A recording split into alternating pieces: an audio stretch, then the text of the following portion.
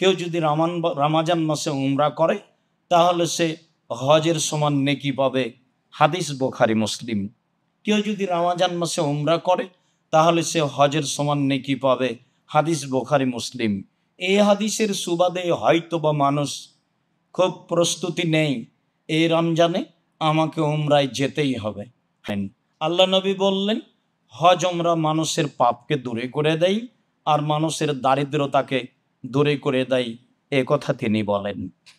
আবু হুরায়রা রাদিয়াল্লাহু তাআলা আনহু বলেন, রাসূল সাল্লাল্লাহু আলাইহি সাল্লাম বলেছেন, ইন্নাল উমরাতা ফি রমাদানা তা'দিলু হাজ্জা। কেউ যদি রমজান মাসে উমরা করে তাহলে সে হজের সমান নেকি পাবে, হাদিস বুখারী মুসলিম। কেউ যদি রমজান মাসে উমরা করে তাহলে সে হজের সমান নেকি পাবে, হাদিস বুখারী মুসলিম।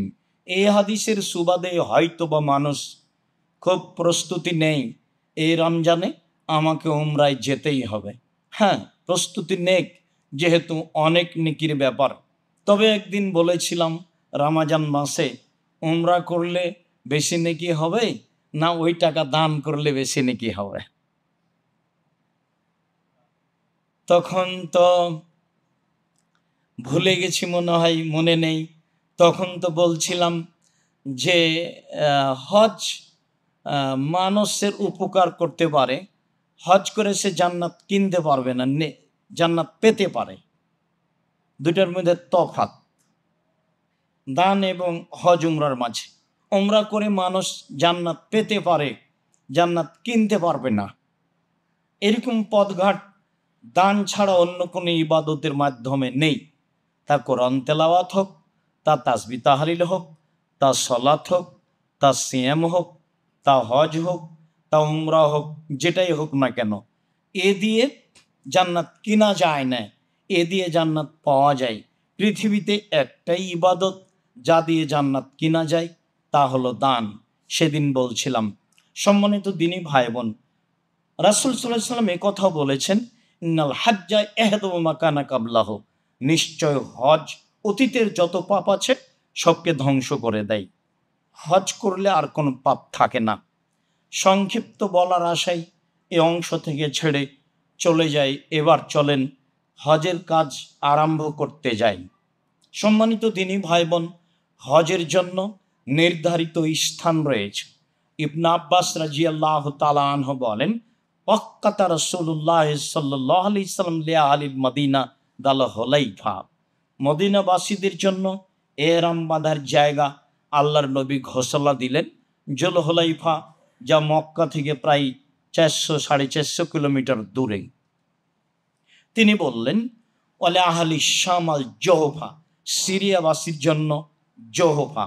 তিনি বললেন, ওয়ালি আহলে নাজদিন কারনা মানাজিল, আর নাজদবাসীদের জন্য কারনা মানাজিল প্রায় 75 কিলোমিটার দূরে রয়েছে। ওয়ালি আহলিল ইয়ামান এলামলাম, আর ইয়ামানবাসীদের জন্য এলামলাম। তবে তিনি ইরাকবাসীদের জন্য জাত ইরিক বলে ঘোষণা করেছেন। এই বাক্যের পরে তিনি বললেন, হুন্না লাহুন্না, এই জায়গাগুলি এইসব জায়গার লোকের জন্য। পরের বাক্যে বললেন, ওমানাতা আলাইহিন্না মিন গায়রি আহলিহিন্না, এবার পৃথিবীর যে কোনো প্রান্ত থেকে আসবে এসব জায়গার উপর দিয়ে তারা এখানে এহরাম বাঁধবে।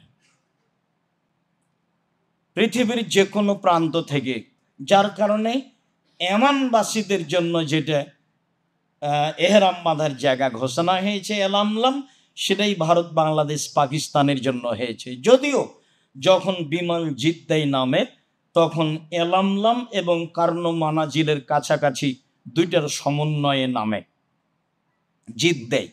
তো কেউ যদি বলে কারনো মানাজিল, তাহলে কথা ভুল হবে, কথা নয়। তবে আমাদের চলন্ত নীতি আছে এলামলাম। জিদ্দায় বিমান নামার অনুমানিক 15-20-25 মিনিট পূর্বে। এর আগে যে কোনো জায়গাতে মানুষ এহরাম বাঁধলে সে বেদাত করলো, তার হজ হবে না, এ কথাই ঠিক। যদিও হাজারো লাখো মানুষ ঢাকা হাজি ক্যাম্পে এহরাম বাঁধছে, যদিও হাজারো মানুষ ঢাকা বিমানবন্দরে চিৎকার করছে, লব্বাইক আল্লাহুম্মা লব্বাইক, লব্বাইক লা শারীকা লাকা লব্বাইক, তাহলে মুহাম্মদ সাল্লাল্লাহু আলাইহি সাল্লাম কেন আমি একদিন হজ ক্যাম্পে এক বেশ বড় পাগড়ি বেঁধে আছে জনৈক মৌলানাকে বলেছিলাম, ভাইজান, আল্লাহর নবী তো এহরাম বাঁধার জন্য নির্ধারিত জায়গা উল্লেখ করেছেন, তা আপনি যে এখানে শিখাচ্ছেন। তখন উনি আমাকে উত্তরে বললেন, বাড়ি থেকে এহরাম বাঁধলেও হবে। তার মুখের ভাষা নকল করলাম, তাহলে আর আপনি নবী দিয়ে কি করবেন? আল্লাহর নবী তো বললেন এই জায়গাগুলি এই সব জায়গার লোকের জন্য, তারপর পৃথিবীর যে কোনো প্রান্তের লোক এই জায়গার উপর দিয়ে আসবে, তারা এখানে এহরাম বাঁধবে। এ কথাই তো তিনি বললেন, হাদিস বুখারী মুসলিম। তাতে তিনি বললেন, হাত্তা হলো মক্কা মিন মক্কা, মক্কার লোকেরা কোথাও এহরাম বাঁধে যাবে না, নিজ নিজ বাড়ি থেকে এহরাম বাঁধা বের হবে। তানিমে যাওয়া বিদআত, মক্কার লোককে তানিমে যেতে হবে। আবার হাজারো লাখো হাজি দিন রাত আয়েশা মসজিদ তানিমে গিয়ে এহরাম বাঁধছে, উমরা করছে। অবাক কথা, আয়েশা রাদিয়াল্লাহু তাআলা আনহার হাজ হয়েছিল, তিনি উমরা করতে পারেননি। হজ শেষে আয়েশা বললেন, সবাই যাবে হজ উমরা নিয়ে বাড়ি, আর আমি শুধু হজ নিয়ে যাব। তখন আল্লাহ রসুল বললেন, আব্দুর রহমান, যে তোমার বোনকে নিয়ে যাও তানিমে, এহরাম বাঁধাও, উমরা করাও। তখন তিনি বোনকে নিয়ে গেলেন তানিমে, এহরাম বাঁধালেন, উমরা করলেন। নিজে কিন্তু এহরামও বাঁধেননি, উমরাও করেননি। আবু বকর সিদ্দিকের ছেলের উমরা করা লাগে না, তানিমে এহরাম বেঁধে, আর আপনার লাগে? ধর্ম পাগল হয়ে গেছে।